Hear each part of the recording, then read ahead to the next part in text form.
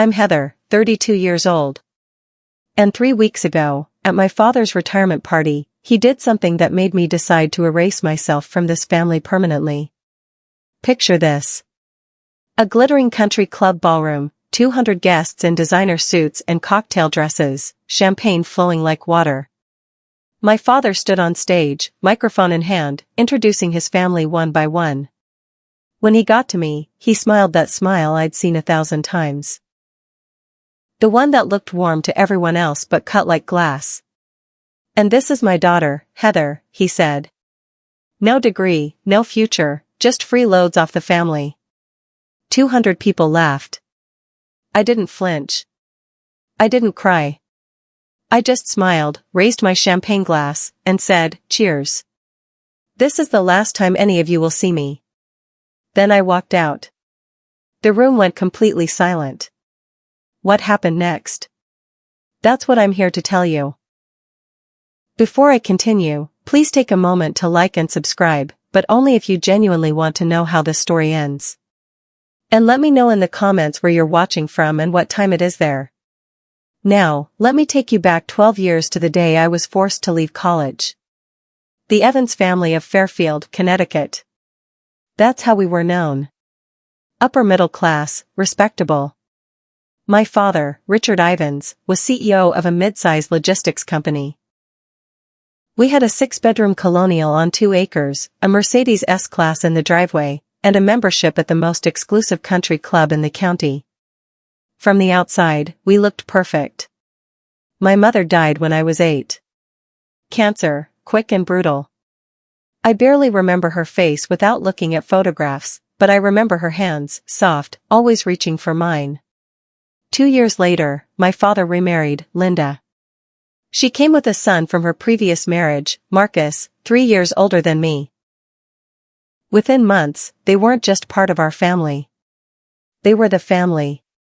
I became furniture. Not in any dramatic way. You understand? No Cinderella-style abuse, just invisibility. Marcus got the praise for his grades. Mine were ignored. Marcus got the new car at 16.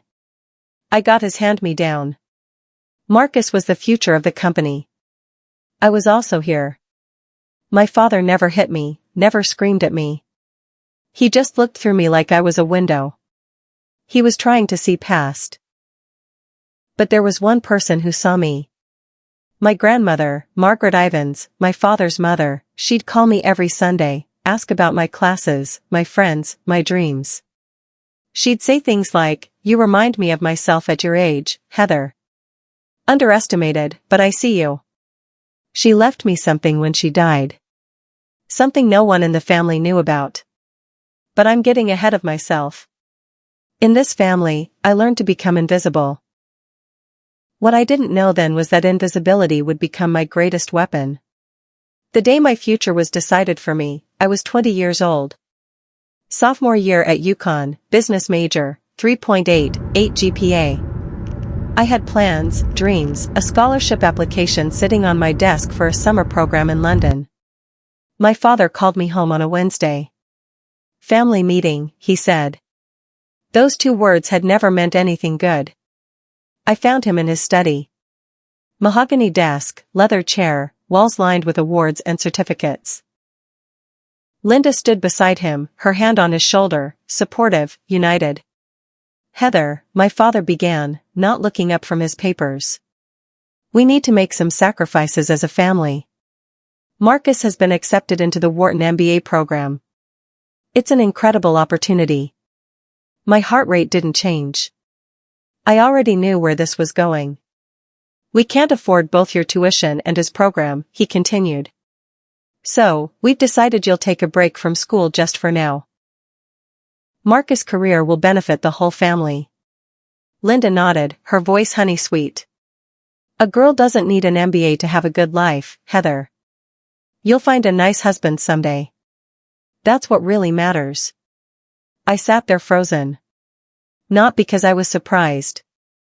I'd spent 12 years learning not to be surprised, but because some small, stupid part of me had still hoped. "You said you'd support my education," I heard myself say. You promised Mom before she died. My father's jaw tightened. Circumstances change. When the company stabilizes, I'll make it up to you. He never did. What I found out later through a cousin's slip of the tongue was that there was plenty of money. They just chose not to spend it on me. I didn't argue that day. I just nodded. But inside, I made a promise to myself. This was the last time I'd let anyone else decide my worth. I moved to Boston with $2,000 in savings and a suitcase of clothes that didn't fit the life I was leaving behind. My first apartment was a 400-foot studio above a laundromat in Alluston. The radiator clanked all night. The walls were thin enough to hear my neighbor's TV. I ate ramen for dinner and day-old bagels from the cafe where I worked mornings. But here's the thing about rock bottom. You can't fall any further. I got a job as an administrative assistant at a small logistics company. Entry-level minimum wage plus benefits. The owner, a gruff man named Walter Barnes, saw something in me that my family never had. You've got a brain, Heather, he told me one day. Use it. So I did. I stayed late. I learned every system, every process. I took free online courses at night. Supply chain management, operations, business fundamentals, MIT open course. Where became my college? I didn't call home, didn't ask for a single dollar. When my father's secretary sent me a birthday card with a $50 check from the family, I tore it up and threw it away. For years after I left Connecticut, I had saved enough to start my own consulting firm, Meridian Consulting, LLC. Just me, a laptop, and a rented desk in a co-working space. I kept my name off everything public. No LinkedIn profile, no press releases. All business went through the company name and my lawyer. Why the secrecy? Because I knew my family. If they found out I was succeeding, they'd find a way to take credit or tear it down. Some people build empires to prove their worth. I built mine in silence because silence was the only language my family had ever taught me. Grandmother Margaret died 2 years ago when I was 30. I flew to Connecticut for the funeral, sat in the back pew, watched my father deliver a eulogy about a remarkable woman who dedicated her life to family. The irony was so thick I could taste it. At the reception, I kept to myself. No one seemed to notice I was there, which was exactly how I wanted it. But 3 days later, I got a call from a lawyer I'd never heard of. Eleanor Smith from a Boston firm specializing in estate planning. Miss Ivins, I represent your grandmother's separate estate. She established a trust fund in your name 8 years ago with explicit instructions that no other family member be informed of its existence. I nearly dropped my phone. The trust contained $800,000. She left a letter for you as well, Eleanor continued. Would you like me to read it? I said yes, though my voice didn't sound like my own. My dearest Heather, Eleanor read. I know what they did to you. I know about the tuition, the promises, all of it. I argued with your father until I had no words left. He wouldn't listen. He never does. This money is yours. No strings, no conditions. Use it to build the life you deserve, the life they tried to take from you. Remember what I always told you. Don't let anyone say you're not worthy. When they finally see your worth, it will be too late for them. I believe in you. I always have. All my love, Grandma Margaret. I used part of that money to expand Meridian Consulting. The rest I kept as insurance for a day I hoped would never come, but always knew might. That day came 3 weeks ago. Let me tell you about Meridian Consulting today. 15 employees, $4 million in annual revenue. Offices in Back Bay, Boston. The kind of address that makes people take you seriously before you even open your mouth. I work harder now, not because I need to impress anyone, but because I earned every piece myself. We specialize in logistics optimization, helping companies streamline their supply chains, reduce costs, improve efficiency. It's not glamorous work, but it's profitable, and I'm good at it. Here's the part that would make you laugh if it weren't so painfully ironic. One of our biggest clients is Ivan's Logistics, my father's company. They signed a 5-year service contract with us 3 years ago. We handle their route optimization, warehouse management, consulting, and carrier negotiations. The contract is worth about 40% of their annual revenue in operational savings. My father has no idea. All communications go through my team. All contracts are signed by my CFO, Daniel Reeves. The few times Richard Ivans has praised Meridian Consulting at industry events, he's been praising his own daughter's work. The daughter he told everyone was worthless. 3 weeks ago, I received a formal invitation to his retirement party. Gold embossed lettering. Richard Ivans requests the pleasure of your company. I almost threw it away. Almost. But then I thought about Grandma Margaret, about 12 years of silence, about every promise broken and every door closed in my face. I RSVP'd yes, not because I wanted reconciliation, not because I hoped things had changed. I went because I knew with absolute certainty that my father would do something unforgivable, and when he did, I wanted to be there to say goodbye on my own terms. I just didn't know how right I would be. The Fairfield Country Club hasn't changed in 30 years. Same Swarovski chandeliers, same pretentious valet service, same crowd of old money and new ambition pretending they belong together. I wore a black Valentino dress, simple, elegant, expensive. My grandmother's pearl earrings, Cartier watch, Hermes Birkin bag. Everything I owned I'd bought myself. That mattered to me more than the labels. Linda intercepted me at the entrance. She'd aged, but her smile hadn't. Still that perfect mask of warmth that hid something colder underneath. Her dress was Chanel. Her diamonds were large, and her eyes did a quick inventory of my outfit before she spoke. Heather, you came. Her tone suggested this was a pleasant surprise and a minor inconvenience. Your father wasn't sure you'd have something appropriate to wear. I smiled. How thoughtful of him to worry. Inside, 200 guests mingled beneath crystal light. The who's who of Connecticut business, bankers, lawyers, executives, politicians. I recognized some faces from my father's old dinner parties. None of them recognized me. Marcus swept past with a model thin blonde on his arm, not even glancing my direction. He was telling someone about his vision for the company's future. Classic Marcus. All confidence, no substance. I found my seat assignment. Table 14, the far corner near the service entrance with friends of the family I'd never met. Not the family table, not even close. I wasn't surprised, but I noted it. A waiter offered champagne. Dom Perignon, nothing but the best for Richard Ivans's big night. I took a glass. Across the room, I caught my father's eye.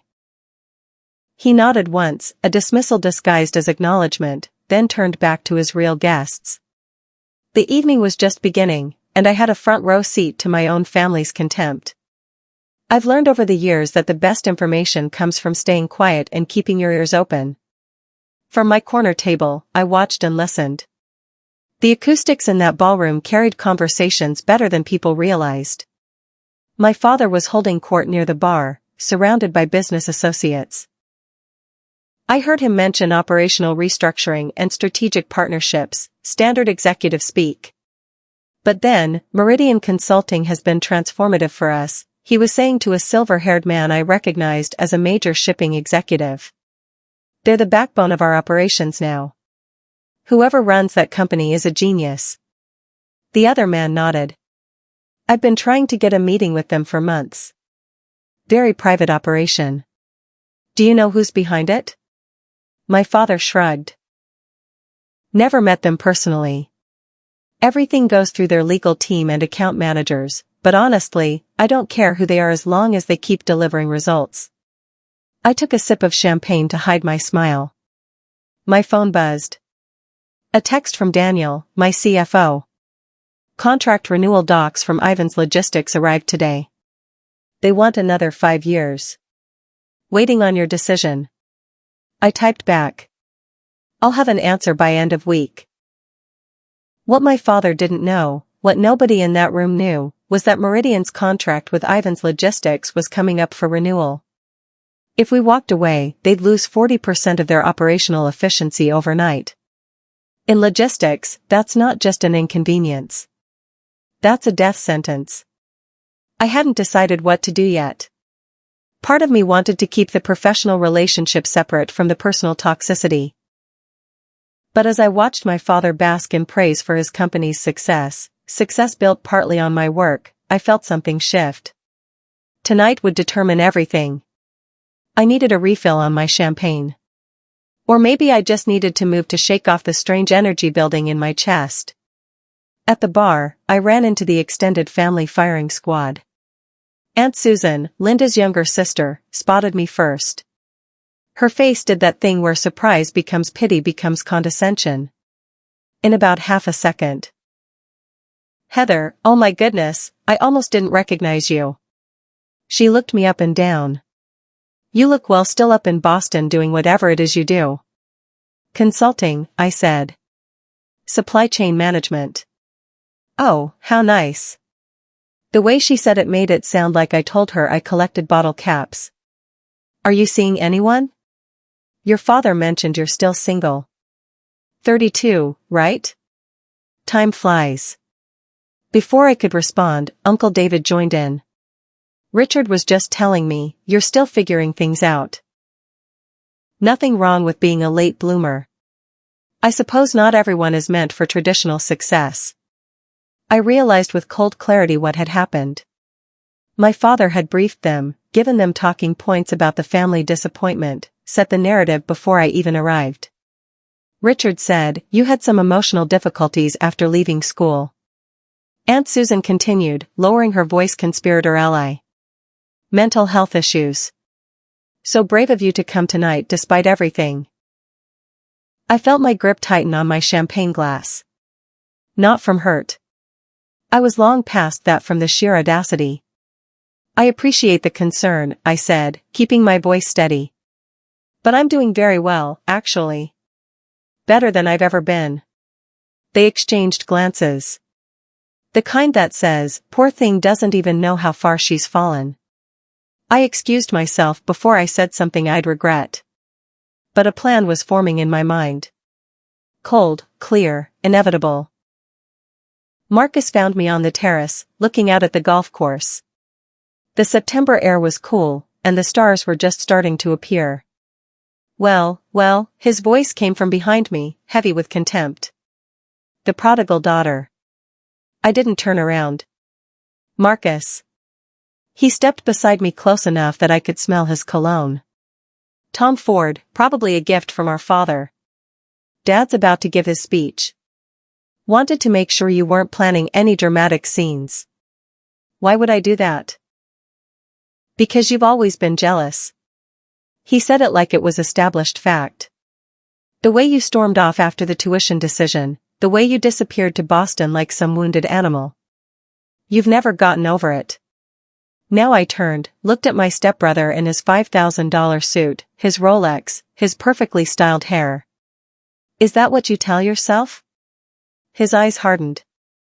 I heard you started some kind of company up there playing businesswoman. He laughed short and cruel. How long until it fails?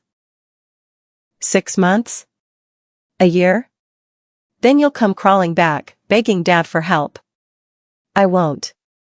You will. You always do.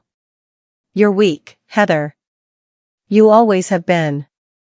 I could have told him then about Meridian, about the contract, about how his precious company's success was built on the work of the sister he dismissed, but I didn't because some revelations need the right stage. You know what, Marcus? You can believe whatever makes you feel better. I started to walk past him, but I promise you this. After tonight, you're going to wish you'd treated me differently. His laugh followed me inside, dismissive, arrogant. He had no idea what was coming. None of them did. The ballroom lights dimmed. A spotlight hit the stage. My father climbed the steps to thunderous applause. The conquering hero of Connecticut logistics, taking his final bow. Thank you. Thank you, he said, his voice carrying that practiced warmth he'd perfected over decades. 40 years in this business. It's been one hell of a ride. Laughter, more applause. He began his speech thanking partners, employees, mentors, thanking God, thanking luck, taking credit for everything. Then came the family segment. I couldn't have done any of this without my incredible wife, Linda. He gestured to her table. 30 years of putting up with my late nights and business trips. You're a saint. More applause.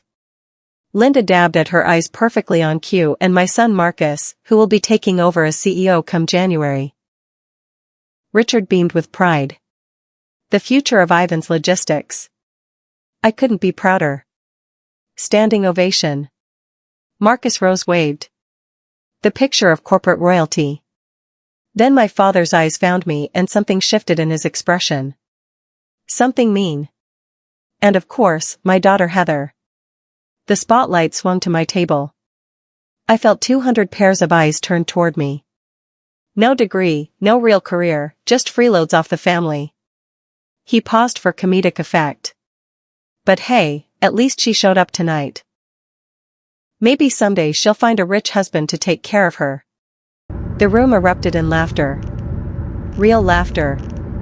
The kind that comes from people who think they're in on a joke, not realizing they're watching cruelty dressed up as comedy. I sat perfectly still. Didn't flinch. Didn't cry. Didn't look away. I just waited for the laughter to fade. And then I stood up. The room went quiet as I rose. I could feel every eye on me. Some curious, some pitying, some already preparing to witness a breakdown. The unstable daughter finally cracking under her father's harmless joke. I picked up my champagne glass slowly, deliberately. My father's smile faltered just slightly. He hadn't expected me to react. I never did. I was supposed to sit there and take it like I always had. I raised the glass toward him. Congratulations on your retirement, Dad. My voice was clear, steady, loud enough for every microphone in the room to pick up. 40 years in business. Quite an achievement. I paused. You taught me a lot about hard work, about sacrifice, about exactly what kind of loyalty family can expect from you. The silence was absolute now. I could hear someone's ice clinking in their glass 3 tables away. So, here's to you. I lifted my champagne higher. Cheers. This is the last time any of you will see me. I set the glass down without drinking. Then, I picked up my Birkin bag, turned, and walked toward the exit. My Louis Vuitton heels clicked against the hardwood floor, the only sound in that cavernous room. I didn't run, didn't hurry, just walked, spine straight, head high, behind me, silence. Complete, total devastating silence. Someone gasped. Someone else whispered something I couldn't hear, but mostly there was just the echo of my footsteps and 200 people trying to process what they just witnessed. The daughter, who was supposed to be broken, had just walked out on her own terms. I pushed through the double doors and stepped into the night. And for the first time in 12 years, I could breathe. I was almost to my car, a Tesla Model S, black custom plate reading Mr. DD1, when I heard footsteps behind me. Heather, stop right there. Linda's voice, shrill and furious. I kept walking. What do you think you're doing? She grabbed my arm, spinning me around. Her face was red beneath the country club lights. Her careful composure cracked. Do you have any idea what you just did? You humiliated your father in front of everyone? I looked at her hand on my arm until she removed it. I humiliated him? I asked quietly. I think you have that backwards. My father appeared behind her, his face a thundercloud. 200 guests were probably watching from the windows. He was aware of that. I could see him calculating. Get back inside, he said, his voice low and dangerous. Apologize now. No. The word hung in the air between us. This isn't a negotiation, Heather. I'm your father. I'm telling you. You're telling me what? I cut him off. Something I'd never done in my life. That I should go back in there and let you keep using me as your punchline. That I should smile while you tell 200 people I'm worthless. It was a joke. It was the truth of how you see me. And I'm done pretending otherwise. I opened my car door. My father stepped forward. If you leave now, you're done. Do you understand me? No more family, no more support, nothing. I almost laughed. Dad, you cut me off 12 years ago. You just didn't have the courage to say it out loud. I slid into the driver's seat. Tonight, I'm saying it for both of us. I started the engine. Goodbye. And I drove away. I pulled into a rest stop about 20 minutes outside Fairfield and sat in my car, engine idling, hands still on the wheel. For a long moment, I just breathed. Okay, let me step out of the story for a second and talk to you directly. I know some of you watching this have been through something similar. Maybe not a retirement party, maybe not 200 witnesses, but that feeling of being the family disappointment, the one they talk about in whispers, the one whose success they refuse to see. I know you understand. If you've ever sat at a family gathering while someone made you the punchline, if you've ever smiled through pain because making a scene would only prove them right. If you've ever loved people who made you feel invisible, this story is for you. So, here's what I'm asking. If any of this is resonating with you, drop a comment, tell me your story, or just let me know you're here. Because honestly, knowing I'm not alone in this, that means more than you can imagine. And if you want to know what happened next, and trust me, the next part is where everything changes. Make sure you're subscribed, hit that bell, because what my father discovered in the weeks after that party, well, let's just say he learned exactly how wrong he was about me. Now, back to the story. The morning after the party, I woke up in my Boston apartment feeling lighter than I had in years. But I knew it wasn't over. Families like mine don't let go that easily. They would try to control the narrative, spin the story, make me the villain. What they didn't know was that I had something they couldn't spin their way out of. Let me tell you about the week that followed. It started with text messages. Not from my father. He was too proud for that. But from cousins, aunts, family, friends, people I hadn't spoken to in years, suddenly very concerned about my mental state. Heather, I heard about the party. Your dad says you're struggling. Do you need help?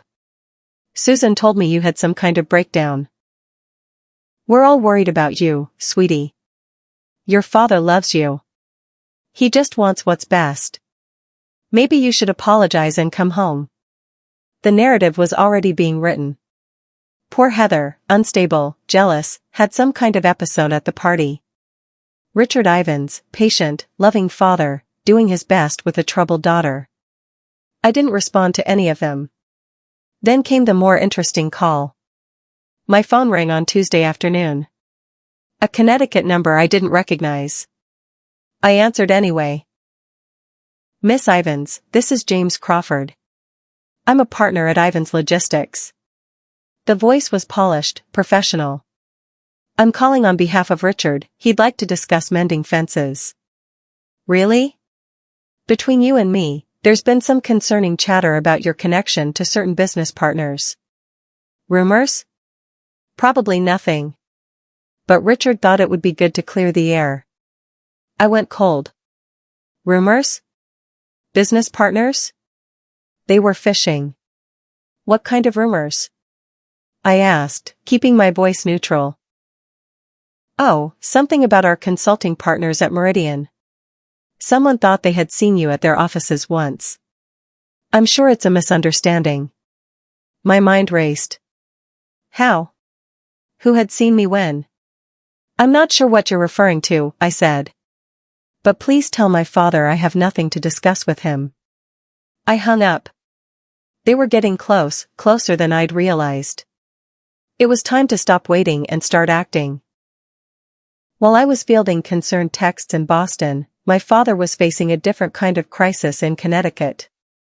I learned later, much later, what happened in that boardroom. Richard Ivins had walked into what should have been a routine quarterly meeting. Instead, his CFO looked like he'd seen a ghost. "We have a problem with Meridian Consulting," the CFO said, sliding a folder across the mahogany table. "Their contract is up for renewal in 6 months. They haven't responded to our extension offer." Richard frowned. "So, send another offer. Increase the terms if you have to. We've tried 3 times. Their legal team just says under review, then call their executives directly. We've tried that, too." The CFO shifted uncomfortably. "Sir, Meridian Consulting is extremely private. No one meets with their leadership. Everything goes through intermediaries." Richard's frown deepened. "We've been working with them for 3 years. Someone must have met with them." "No, sir. It's all been virtual meetings, legal representatives, account managers. No one at this company has ever met the actual ownership." A long silence. "If they walk away from us," the CFO continued, "we lose 40% of our operational efficiency overnight. It would take at least 18 months to find a replacement, and that's optimistic. In this market." "I know what it means," Richard snapped. He stared at the folder. Something was nagging at him. The timing, the silence, the fact that this was happening right after find out who owns that company, he said. "I don't care what it takes. I want a name by end of week." What Richard didn't know, what he was about to discover, was that the name he was looking for was already on his family tree. Thursday evening, my phone rang. "Linda," I almost didn't answer, but curiosity got the better of me. "Heather, sweetheart." Her voice was honey and sugar. The performance of a lifetime. "I've been so worried about you." "Have you?" "Of course. Your family. That's what family does." She laughed softly as if we were sharing a private joke. "Listen, about the party, your father feels terrible. He didn't mean what he said. You know how he is. He was nervous trying to be funny. He said, I had no future and no worth in front of 200 people. He exaggerates when he's anxious. You know that." Linda paused, recalibrating. "Why don't you come home this weekend? We could have dinner. Just the 4 of us. Clear the air. Start fresh." I could picture her sitting in that pristine living room, rehearsing this call, planning exactly which buttons to push. The concerned mother, the peacemaker, the bridge between troubled daughter and wounded father. "Does Dad want to apologize?" I asked. A slight hesitation. "He wants to move forward. That's what matters, isn't it? So, no apology." "Heather, don't be difficult. We're trying to help you." "Help me? Now?" I laughed. "Linda, you've spent 22 years making sure I knew I wasn't really part of this family. Now you're calling to help me. Why?" Another pause. Longer this time. "I think we both know there's more going on here than just family drama," she said, her voice dropping its warmth. "Whatever you're planning, and I know you're planning something, it would be better for everyone if you just came home and talked this through." "No." I hung up before she could respond. They knew something. They just didn't know how much to be afraid of yet.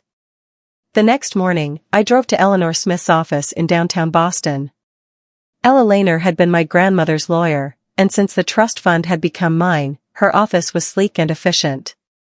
Glass and steel, Boston skyline views, the kind of place where serious business happened. "I've been expecting you," she said when I walked in. "I assume this is about Ivan's logistics." "They're investigating Meridian, trying to find out who owns it." Ella Lehner nodded unsurprised. "Your anonymity was always going to be temporary. The question is, how do you want this to unfold?" She spread documents across her desk. The Meridian contract with Ivan's Logistics, every clause, every renewal term, every exit provision, the trust fund documents, the company and corporation papers. Your contract includes a standard 30-day termination notice, Eleanor said, pointing to the relevant section. You can end the agreement for any reason. No penalties, no legal exposure. And my grandmother's trust completely separate from the Ivans family estate, legally unimpeachable. Richard has no claim to any of it, even if he tried to contest. She looked at me over her glasses. Margaret made sure of that. I stared at the papers. Everything was in order. Everything was legal. Every T crossed, every I dotted. What did my grandmother say about all this when she set up the trust? Eleanor smiled sadly. She said, "One day, Heather is going to need leverage, and when that day comes, I want her to have it." I felt tears prick at my eyes. Grandmother Margaret, protecting me even from the grave. She also said something else, Eleanor added. Tell her not to be cruel about it. Just be honest. Sometimes the truth is punishment enough. I nodded. The truth it was. Then that afternoon, I sat down with Daniel Reeves, my CFO, in Meridian's conference room. Daniel had been with me since year 2. He knew everything about my family, about Ivan's logistics, about why I'd kept my name off the paperwork. He was loyal, competent, and the closest thing I had to a true ally. They want to renew the contract, he said, scrolling through his tablet. 5 more years actually increase the terms by 12%. They're nervous. They should be. I pulled up the financial projections on the conference room screen. Numbers don't lie. And these numbers told a devastating story. If we walk away, Ivan's Logistics loses 40% of their operational efficiency within 60 days. In logistics, that's not a dip, that's a freefall. Their clients will start looking elsewhere. Their margins will collapse. Daniel nodded. Marcus just took over as CEO. If this hits on his watch, his reputation is finished before he starts. We sat with that for a moment. It felt surreal, holding so much power over people who had spent decades making me feel powerless. What do you want to do? Daniel asked. I'd been thinking about this for days, about Grandma Margaret's words, about revenge versus truth, about what kind of person I wanted to be. Draft the termination letter, I said finally. 30-day notice per the contract terms. No malice, no accusations, just business. And the reason? Strategic repositioning. That's all they need to know officially. I paused. But I'm also going to write a personal letter to my father. Separate envelope. He deserves to know exactly who he's been depending on and exactly why that's ending. Daniel nodded. When do you want to send it? Monday. First thing. No more waiting. No more hiding. I spent all of Sunday writing that letter, not the official termination notice. Daniel handled that, the professional language, the legal provisions, the clinical restructuring of client portfolio explanation that would go in the file. I wrote the personal letter, the truth. I went through 7 drafts. The first was too angry, pages of accusations, every hurt catalogued and condemned. The second was too cold. The third was too desperate. The final version was simple, clean, factual. Dear Dad, you said I had no future. You told 200 people I was worthless. I want you to know something. The company you called the backbone of Ian's Logistics, Meridian Consulting, is mine. I built it. I own it. For 3 years, the daughter you dismissed has been a cornerstone of your business. I'm ending our contract not as revenge, as a boundary. Grandma Margaret left me a trust fund you never knew about. She saw what you couldn't, that I was worth investing in. Everything I have, I built myself with her faith and without your support. I don't need you to apologize. I don't need you to understand. I just need you to know that I am not what you said I was. I never was. Don't contact me again. Heather Margaret Evans. I included my middle name deliberately, the name I'd added 3 years ago in honor of the only person in my family who'd believed in me. I also included a photocopy of the Meridian Incorporation papers. My name is sole owner clearly visible. I read the letter 3 times, checked for typos, checked for excessive emotion, found none, just the truth. Sometimes I thought that's the most devastating weapon of all. Monday 9 a.m. courier confirmation. The package had arrived at Ivan's logistics headquarters. Someone named Patricia Chen had signed for it. Richard's executive assistant. I remembered her from childhood. I sat in my office watching my phone waiting. 10:15 a.m. missed call from Richard Ivans. 10:17 a.m. missed call from Richard Ivans. 10:23 a.m. missed call from Marcus Ivans. 10:31 a.m. missed call from Linda Ivans. 10:45 a.m. missed call from Richard Ivans. 11:02 a.m. text message from Richard. Call me now. 11:15 a.m. Text message from Marcus. What the hell is this? Call us. 11:34 a.m. text message from Linda. Heather, this is not funny. Pick up your phone. By noon, I had 12 missed calls, 8 text messages, and 2 voicemails I didn't bother listening to. I didn't respond to any of them. I had waited 12 years for this moment. They could wait a few more hours. At 2 p.m., my assistant knocked on my door. Miss Ivans, there's a family who says they need to see you immediately. They're in the lobby. So, they'd driven to Boston. 5 hours of traffic and panic just to confront me in person. I took a deep breath, checked my reflection in the window, straightened my blazer. Send them to conference room B, I said. I'll be there in 5 minutes. This was it. The conversation I'd imagined 1,000 times. The confrontation I'd prepared for without knowing when it would come. I thought of Grandma Margaret, of her letter, of her faith in me. Don't be cruel, she'd said. Just be honest. I stood up, smoothed my skirt, and walked toward the conference room. Time to be honest. Conference room B had glass walls. I'd chosen it deliberately. My 15 employees could see inside, though they couldn't hear. Witnesses, not to humiliate anyone, but to ensure the meeting stayed civil. Richard, Linda, and Marcus stood clustered near the window, looking out at the Boston skyline. They'd never expected to see from this perspective, from my domain, my territory. My father turned when I entered. His face was gray, older than I'd ever seen him look. Heather. His voice cracked on my name. What is this? Hello, Dad. Linda. Marcus. I took a seat at the head of the conference table. Calm, professional. I assume you received my letter. Your letter?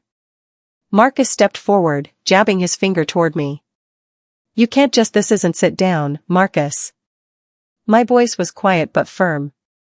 I won't discuss anything with you. Yelling across the room. He looked at my father uncertain. Richard nodded sharply. They sat. For a long moment, no one spoke. Finally, Richard leaned forward. This is all some kind of misunderstanding. What part? Meridian Consulting. You can't possibly a company like that. You didn't. I did. I slid a folder across the table. Company registration, tax filings, client list. 3 years ago, your company signed a contract with mine. You praised my work at industry events. You called us transformative. You just didn't know you were praising me. Linda's face had gone pale.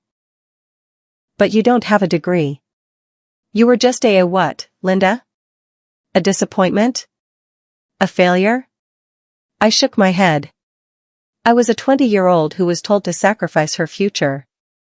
I built something anyway. Silence. My father stared at the documents like they might burst into flames if he looked hard enough. Okay. Richard's voice was strained, the mask of corporate composure cracking. I apologize. I apologize about the party. Is that what you want to hear? I'm sorry. Now, can we talk about the contract?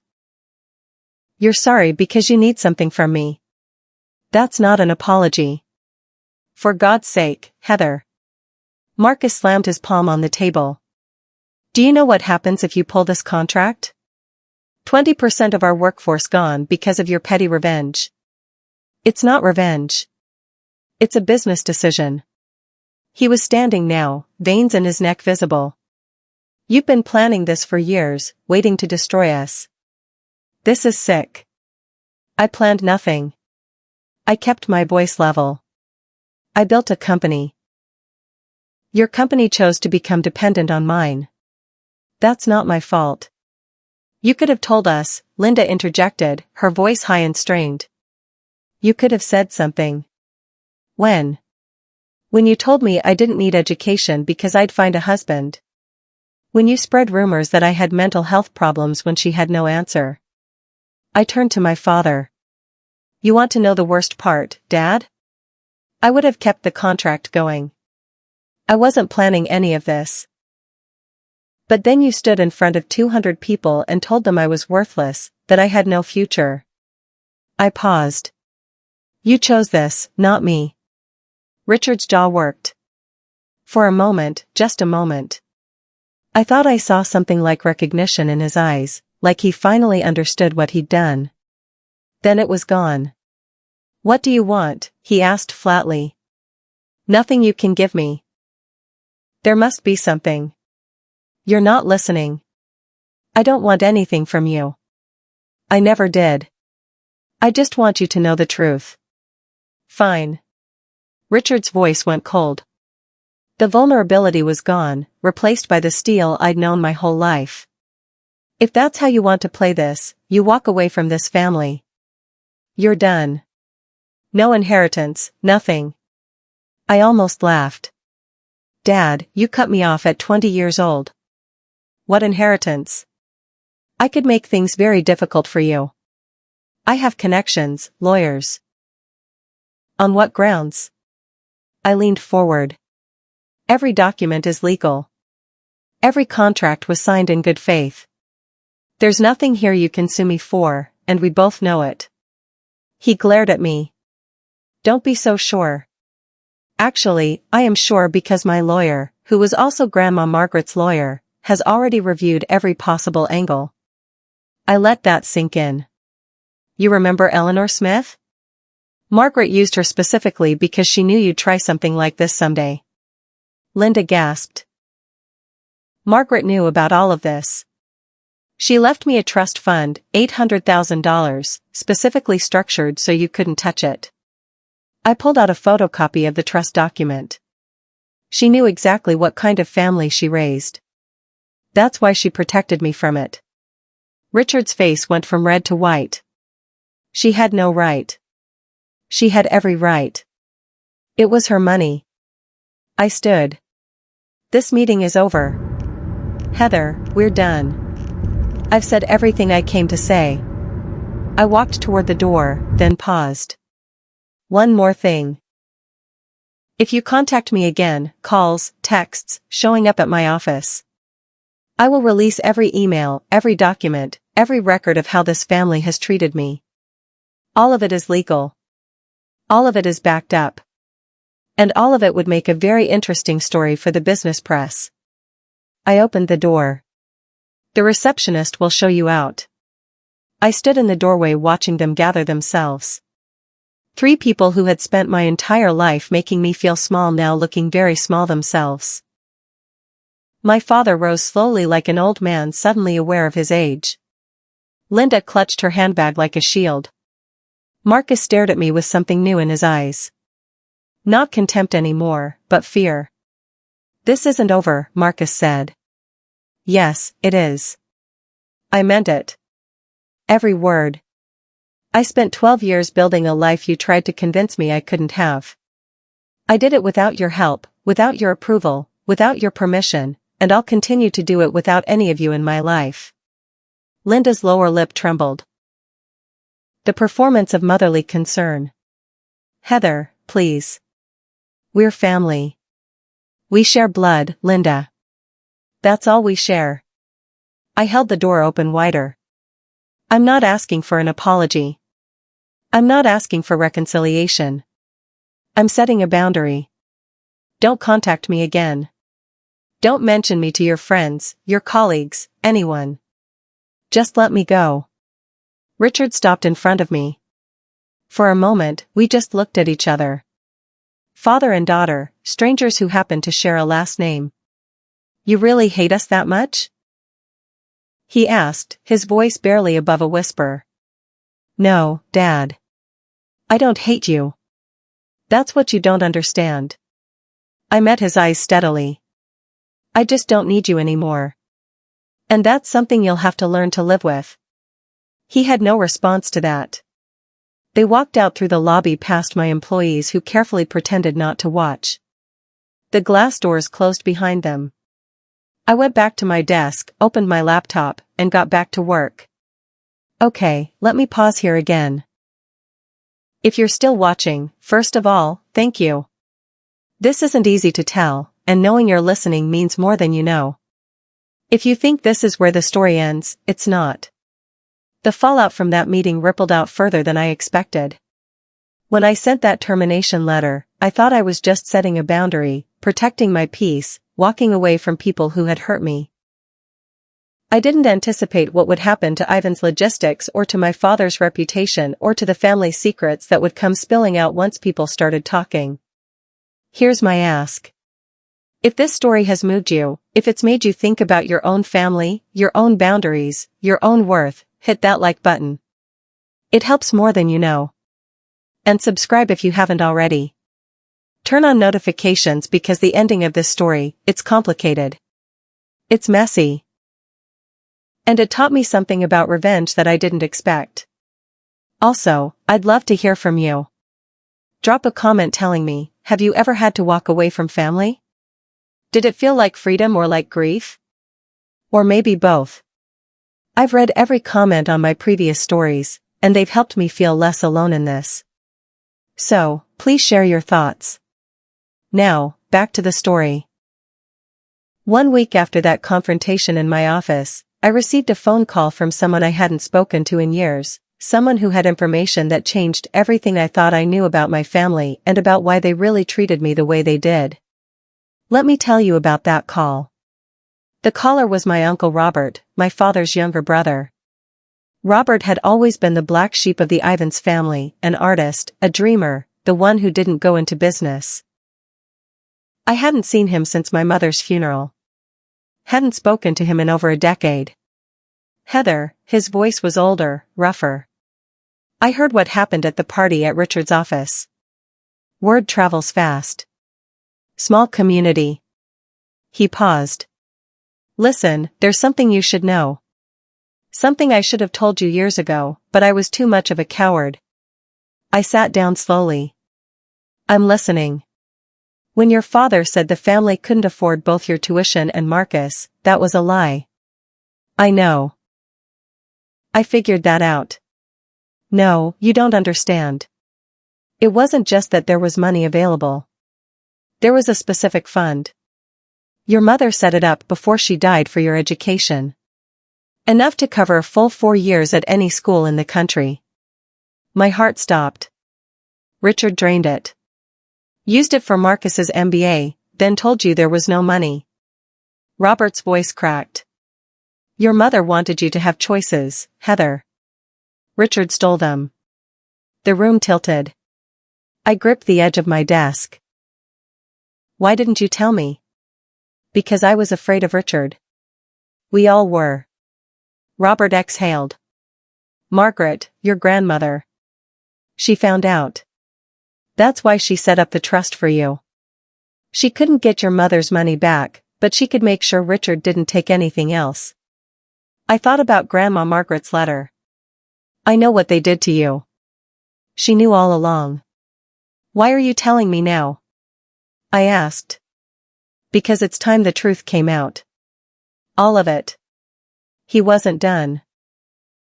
2 months after I terminated the Meridian contract, the consequences became public. I wasn't trying to monitor what happened to Ivan's logistics. Honestly, I was trying to move on. But in the Connecticut business community, news travels fast, especially bad news. The company announced a 20% workforce reduction. 70 employees laid off right before the holidays. The press release blamed market conditions and strategic restructuring, but everyone knew the real story. Their biggest consulting partner had walked away and they couldn't recover. Marcus, barely 3 months into his role as CEO, was already being questioned by the board. His vision for the future was crumbling under the weight of his father's bridge burning. Richard came out of retirement to help manage the crisis. The triumphant exit he'd planned, the legacy he'd built, was unraveling, but the real damage was to their reputation. Word spread. Not from me. I kept my mouth shut. But 200 people had watched my father humiliate his daughter at that party. And when those same people heard that the daughter was actually his company's most important business partner, the whispers started. Did you hear about Richard Ivans? Mocked his own daughter. Turns out she was keeping his company afloat. Always thought there was something off about that family. In Connecticut business circles, reputation is everything. And Richard's was crumbling. A former colleague told me that at a recent industry dinner, Richard sat alone.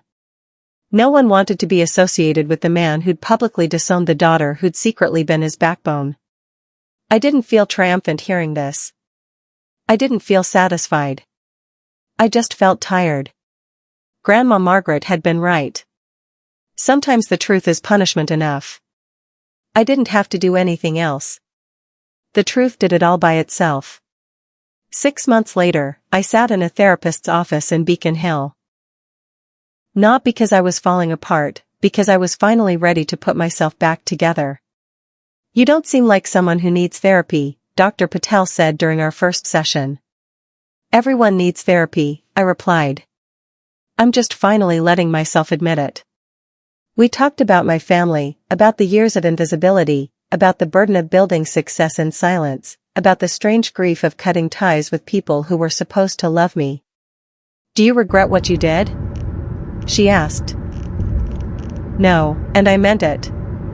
I regret that it had to happen, but I don't regret protecting myself. Outside of therapy, my life was good. Better than good. Meridian was thriving. We'd replaced the Ivans contract with 3 smaller clients, more diversified, more stable. Daniel got a promotion. I hired 4 new employees. We moved to a bigger office with views of the harbor. I reconnected with Uncle Robert. We had dinner once a month. He told me stories about my mother, the real ones, not the sanitized versions my father had fed me. She'd been fierce, apparently, stubborn, a fighter. You're just like her, Robert said. She'd be so proud of you. I still kept the photo of Grandma Margaret on my desk. I visited her grave every month, left flowers, told her about my life. It felt strange talking to a headstone, but also healing. I did it, Grandma. I told her one spring morning. I didn't let them define me. The wind rustled through the cemetery trees. If I listened closely, I could almost hear her voice. I knew you would, sweetheart. I always knew. So, here's what I learned. If you want the moral of this story, your worth is not determined by a degree. It's not determined by your family's opinion. It's not determined by who believes in you or who tries to tear you down. Your worth is determined by what you build when no one is watching, by who you become when everyone counts you out, by the life you create with your own 2 hands. My father thought he was teaching me a lesson at that retirement party. He thought he was putting me in my place. What he actually did was set me free. I don't hate my family. That's the part people struggle to understand. Hate takes energy. Hate is a chain. I'd rather spend that energy on people who deserve it. On work I believe in, on relationships that nourish me. On a life that's truly mine. Boundaries aren't about revenge. They're about protection. They're about saying, this is where my life begins and your damage ends. If you're in a family that makes you feel small. If you have people in your life who see your potential as a threat instead of a gift. If you've ever been the family disappointment, the scapegoat, the invisible one. I see you. I've been you. And I promise you there is life on the other side of walking away. Thank you for listening to my story. Thank you for being here. If this resonated with you, please subscribe, hit the notification bell, check the description for more stories like this one, and remember, you are not what they said you were. You never were. You are so much more. Until next time, this is Heather, and I'm finally free.